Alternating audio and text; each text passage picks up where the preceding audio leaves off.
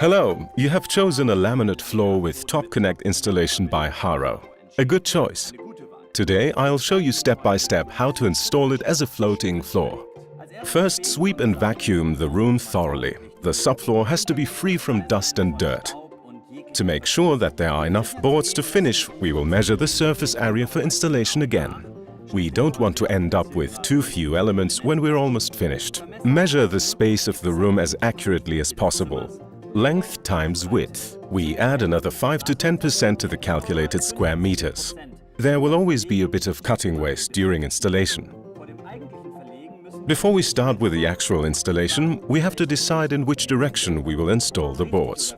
Here there's no right or wrong. Installing the elements sideways can make a narrow space appear wider.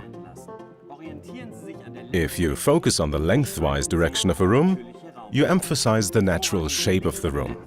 The primary light source can also be used as a guide. To create a clean end under doors or accurate transitions to adjacent rooms, install the appropriate moldings on the floor in advance. Wood is a living material and it changes its dimensions. Depending on temperature and humidity, your floor will slightly expand or contract. These moldings ensure that there are no gaps. In addition, they protect the edges of the parquet. When performing a floating installation on mineral subfloors, it is important to lay insulation against footfall sound and a vapor barrier.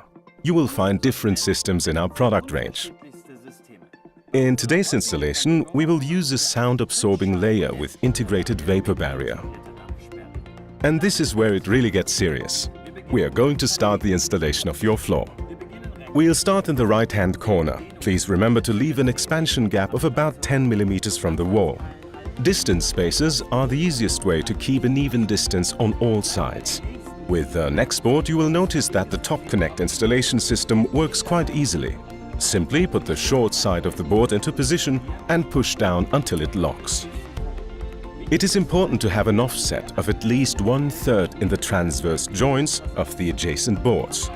Starting from row 2, first angle in the long side, push carefully to the short side and let it snap in again by angling it down. You can tell that it is correctly locked when it clicks. We are going to check the correct alignment of the rows. If everything fits, we can continue.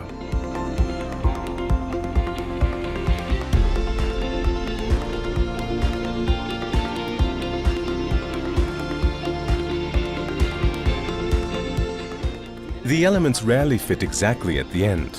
Cut the last row lengthwise so that it fits perfectly. Whether you use a circular saw or a jigsaw is entirely up to you. Make sure you keep in mind the expansion gap of about 10 mm. Afterwards, take out the distance spacers and screw the cover moldings onto the base moldings mounted earlier. Done!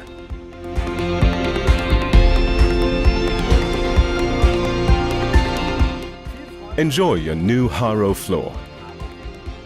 And if you have any questions, please visit our YouTube channel where you'll find many useful tips and tricks.